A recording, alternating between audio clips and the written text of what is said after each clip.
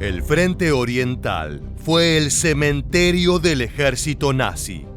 La invasión de 1941, concebida como una invasión relámpago hacia Moscú, se transformó en un infierno de trincheras congeladas y ciudades en ruinas.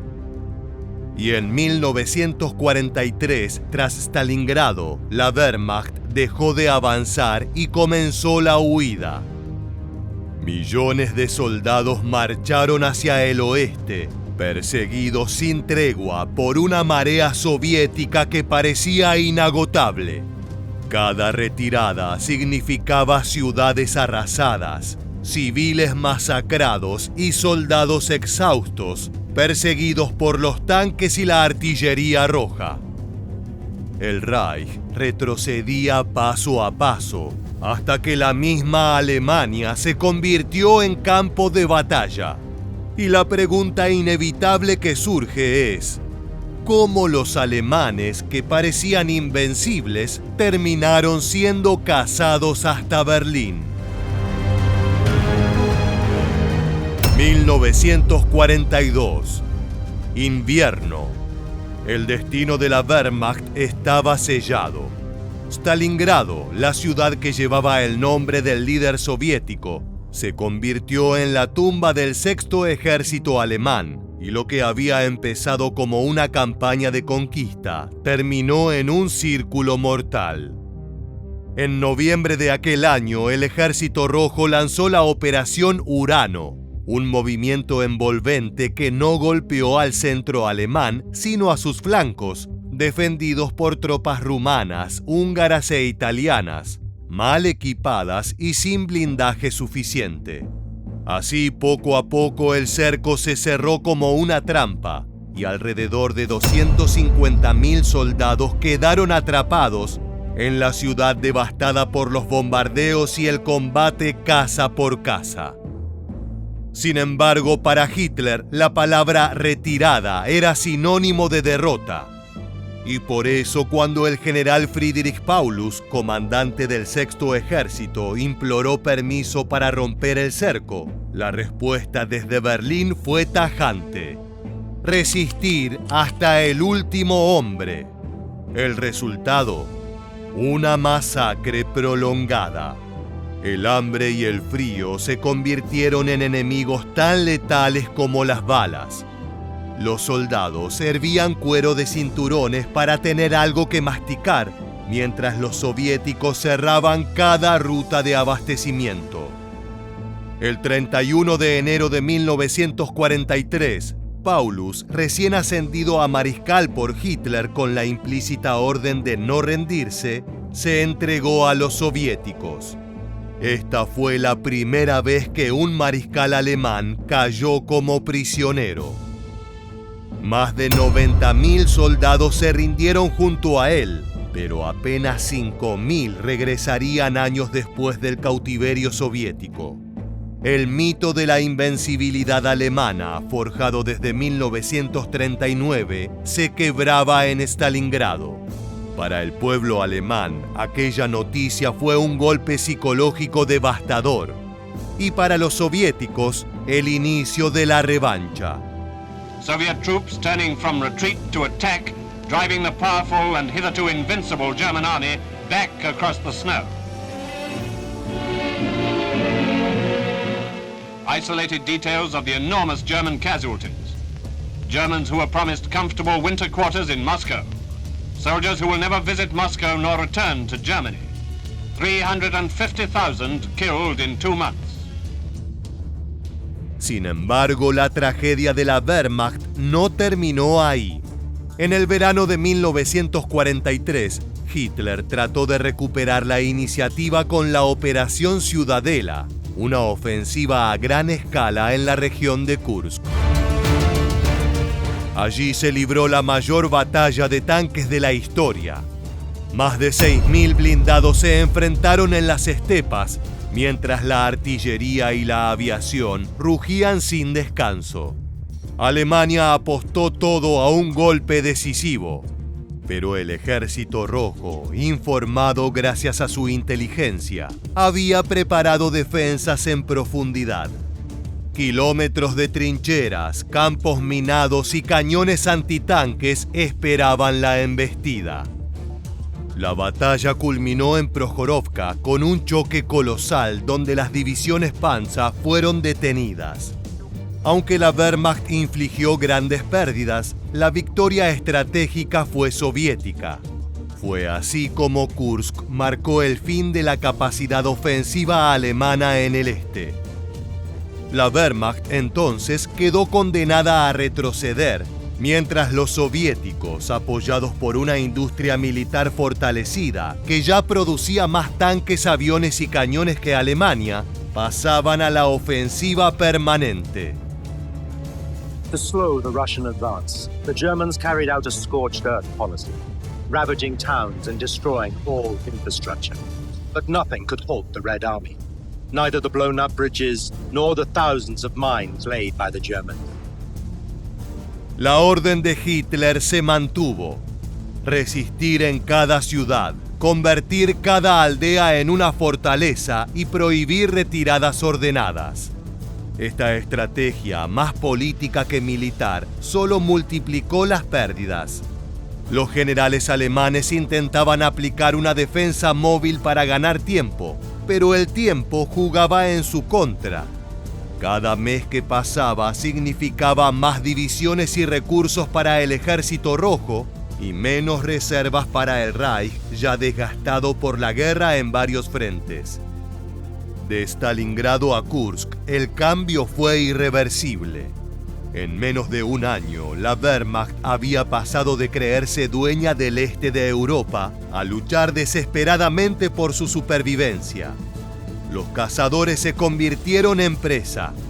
El Ejército Rojo, con millones de hombres y una industria en ascenso, es felicitado por Stalin, quien los alienta a seguir con su lucha y empujar a los alemanes hasta Berlín. A simple message marking the greatest victory of the war so far. A victory that has meant the crushing of an army, a great blow to German military prestige, an open wound in German morale that no talk from Nazi leaders can really hope to heal. El verano de 1944 fue un torbellino de fuego que borró del mapa al ejército alemán en el este. Mientras en Occidente el mundo celebraba el desembarco en Normandía, en los campos de Bielorrusia se libraba una batalla aún más devastadora. La Operación Bagration, conocida como el Día D Soviético. El 22 de junio de 1944, exactamente 3 años después del inicio de la Operación Barbarroja, el Ejército Rojo lanzó una ofensiva que combinó artillería masiva, blindados, aviación y una enorme fuerza de partisanos que venía trabajando desde hacía días en la retaguardia. The role of partisans in Operation Bagration cannot be downplayed. There are approximately 140,000 partisans in the area who controlled entire districts. On the night of the 19th of June, partisans detonated 10,000 demolition charges along German-controlled railway junctions, bridges, and other strategic points in the German rear. This severely hampered the German ability to move reinforcements and supplies to the threatened sections of the front. But it also forced the Germans to retreat through. El objetivo de la misión era el Grupo de Ejército Centro Alemán, una de las formaciones más importantes de la Wehrmacht que defendía Bielorrusia. Unos 850.000 soldados alemanes, exhaustos y mal abastecidos, esperaban en posiciones fortificadas que parecían sólidas sobre el papel, pero que resultaron insuficientes frente al huracán rojo que se avecinaba. La ofensiva comenzó con un bombardeo de artillería sin precedentes. Miles de cañones abrieron fuego de manera simultánea, barriendo trincheras, búnkeres y posiciones alemanas. En cuestión de horas, las líneas defensivas se desmoronaban bajo la presión. Los partisanos, ocultos en los bosques, atacaban las rutas de suministro y dinamitaban los ferrocarriles, aislando a las divisiones atrapadas. Lo que siguió fue un derrumbe colosal. En apenas unas semanas, el grupo de Ejército Centro fue prácticamente aniquilado. 30 divisiones fueron destruidas, otras 28 quedaron reducidas a la mitad. De los 850.000 hombres desplegados, más del 60% fueron eliminados como fuerza de combate. Las pérdidas fueron incluso mayores a las sufridas en Stalingrado. La Wehrmacht no solo perdió soldados, sino la capacidad de detener al Ejército Rojo en el este. Para los soldados alemanes, la retirada se transformó en un infierno. Bombardeos aéreos constantes, falta de alimentos y municiones, caminos embarrados o convertidos en polvo bajo el sol del verano. Todo conspiraba contra ellos. La consigna era retroceder, pero cada paso hacia el oeste estaba marcado por cadáveres abandonados al costado del camino y por columnas enteras de prisioneros conducidos hacia Siberia. Como si todo esto fuera poco, la orden desde el corazón del Tercer Reich era la misma de siempre: resistir. In the face of the overwhelming Soviet forces, the German commanders wanted to fall back, but Hitler was insistent that they hold their ground. He had designated strategic towns and cities as Festplätze, or strongholds. These were to be defended to the last man. But the Germans had suffered too many losses at the start of Operation Bagration. They didn't have the troops, supplies, or equipment to adequately defend these locations. El contraste con 1941 era brutal. En ese entonces, la Wehrmacht avanzaba como una máquina imparable, tomando miles de prisioneros soviéticos y capturando ciudades en cuestión de días. Ahora los papeles estaban invertidos. Eran los alemanes quienes caían en masa, rodeados, aislados y vencidos por un enemigo que no dejaba de crecer en número y confianza. En términos estratégicos, Bagration fue un golpe mortal. En un mes, el Ejército Rojo avanzó cientos de kilómetros, liberando Minsk y gran parte de Bielorrusia. Las banderas rojas volvieron a flamear en territorios que habían sufrido 3 años de ocupación nazi. Al mismo tiempo, la ofensiva obligó a Alemania a desviar divisiones del frente occidental, debilitando su capacidad para frenar a los aliados en Francia. Normandía fue una herida profunda, pero en comparación, Bagration fue una hemorragia que dejó al Reich tambaleante. Los testimonios de los sobrevivientes alemanes describen una retirada desesperada. Oficiales que intentaban mantener la disciplina eran superados por la realidad del colapso. En las aldeas arrasadas, los civiles pagaban el precio del avance. Algunos recibían al Ejército Rojo como libertadores, otros sufrían nuevas represalias en medio del caos. Para muchos soldados nazis, la rendición se convirtió en un fantasma aterrador. La propaganda alemana había pintado a los soviéticos como monstruos, y ahora los prisioneros marchaban hacia un destino incierto, con la esperanza casi nula de regresar. En muchas ocasiones, este fue un temor que el tiempo se encargó de justificar. On the 17th of July 1944, the Soviets marched over 50,000 German POWs through the main streets of Moscow to mark their victory in Belorussia. As a symbolic gesture, the streets were washed down afterwards. Most of the prisoners had been captured near Minsk and would spend the rest of the war in Soviet labor camps. Conditions were harsh. A lack of adequate food, shelter, and clothing, combined with forced labor, led to a significant number of German POWs losing their lives. En comparación con Normandía, las cifras de Bagration son abrumadoras. Mientras los aliados combatían por abrirse paso en playas fortificadas, los soviéticos destrozaban ejércitos enteros en campo abierto. Se calcula que las pérdidas alemanas en hombres y material fueron 3 veces superiores que en el desembarco sobre territorio francés.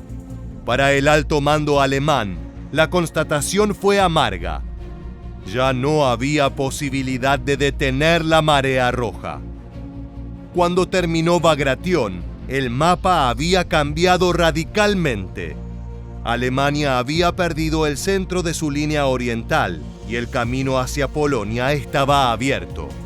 El Reich ya no podía soñar con resistir en posiciones lejanas. El enemigo estaba entrando en su espacio vital. La derrota de Stalingrado había quebrado el mito de la invencibilidad nazi. Kursk había arrebatado la iniciativa, pero Bagration, con su violencia arrasadora, fue el golpe que dejó a Alemania de rodillas. Desde entonces, la pregunta ya no era si el Ejército Rojo llegaría a Berlín, sino cuándo lo haría. Y todo parecía indicar que 1945 traería la respuesta. The Soviet Red Army had an embarrassment of riches to call upon.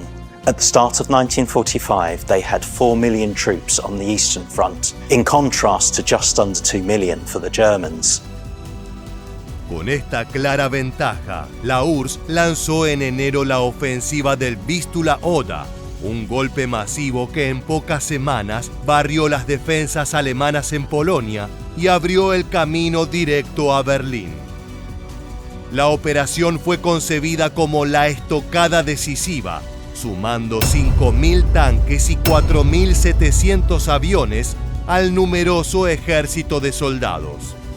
Frente a semejante poder, los restos exhaustos de la Wehrmacht apenas podían ofrecer resistencia. El 12 de enero, la artillería soviética rugió de forma ensordecedora. En pocas horas, las líneas alemanas fueron reducidas a escombros y la ofensiva avanzó con una velocidad vertiginosa. Under the thunder of artillery, tanks moved through the breach in the Central European rampart.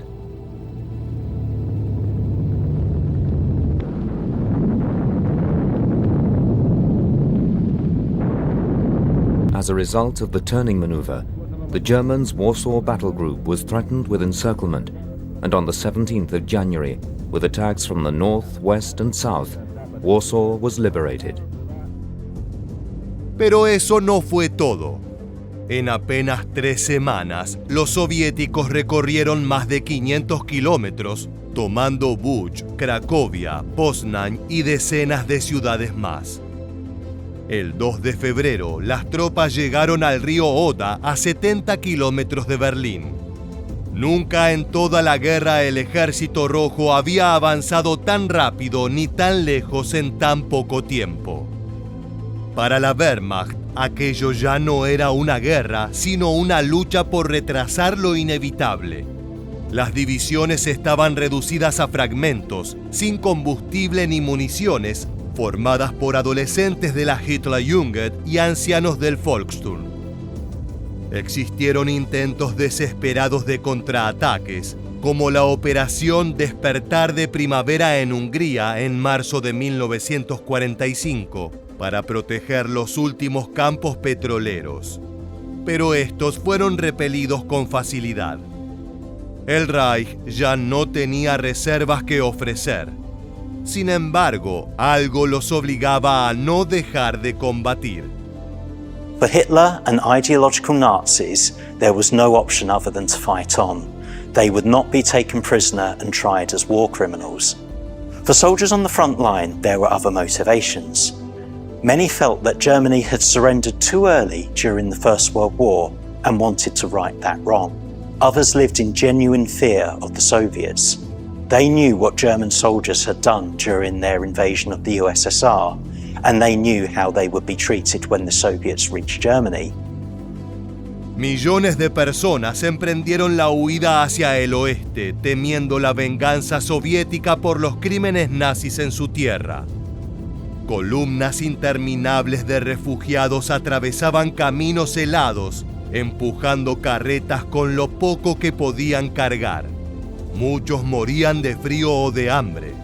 Otros eran alcanzados por las ametralladoras de los aviones de ataque soviéticos. A esta marea humana se sumaban los prisioneros de los campos de concentración, obligados a marchar en condiciones inhumanas en las llamadas marchas de la muerte. La evacuación alemana, organizada demasiado tarde, se transformó en un caos absoluto. En el frente, el Ejército Rojo liberaba ciudades a un ritmo imparable. Más de 1000 localidades fueron liberadas durante la ofensiva del Vístula Oda. Cada avance significaba el derrumbe de otro bastión alemán. El cerco se estrechaba hasta que en abril de 1945 comenzó la ofensiva final. El mariscal Zhukov recibió la orden de tomar Berlín y su primera gran prueba fue la batalla de las colinas Seelow, la última línea defensiva antes de la capital. El general alemán Gotthard Heinrici, consciente de la magnitud del ataque, preparó una defensa inteligente. Trincheras, posiciones fortificadas y artillería concentrada en el terreno pantanoso frente al Oda. Entonces, cuando los soviéticos lanzaron su asalto, se encontraron con una resistencia feroz. However, Zhukov's men persevered, concentrating their firepower, while Konyev's successful attack further south threatened to unhinge the German defence. On the fourth day of the battle, the German lines on the Zielau Heights finally broke. The road was now open to Berlin. Las colinas cayeron y con ellas la última esperanza de frenar la marea roja. Para entonces, Berlín estaba cercada. Los restos de la Wehrmacht y de las SS se preparaban para resistir entre las ruinas de la capital. Pero la suerte del Reich ya estaba sellada. El 30 de abril de 1945, Hitler se suicidó en su búnker bajo la Cancillería, mientras el Ejército Rojo avanzaba por las calles de la capital. El 2 de mayo, la ciudad se rindió. El sueño del Tercer Reich, que había nacido con la ambición de dominar Europa, terminó reducido a ruinas humeantes bajo banderas rojas. En definitiva, la retirada alemana en el frente oriental no fue solo el colapso de un ejército, sino la caída de una ideología que había prometido un imperio de 1000 años y apenas sobrevivió 12. La Wehrmacht, que en 1941 avanzaba con soberbia hacia Moscú, terminó desangrándose en un éxodo de muerte y desesperación. Cada kilómetro de retroceso fue pagado con ciudades arrasadas, civiles sacrificados y soldados agotados que marchaban hacia un destino inevitable. El Ejército Rojo, alimentado por el recuerdo de la invasión y la sed de venganza, avanzó con un ímpetu imposible de contener. Y así el sueño hitleriano se transformó en la tumba del nazismo. De esta manera llegamos al final. Si te gustó este video, te esperamos en nuestra próxima entrega para seguir descubriendo la historia militar.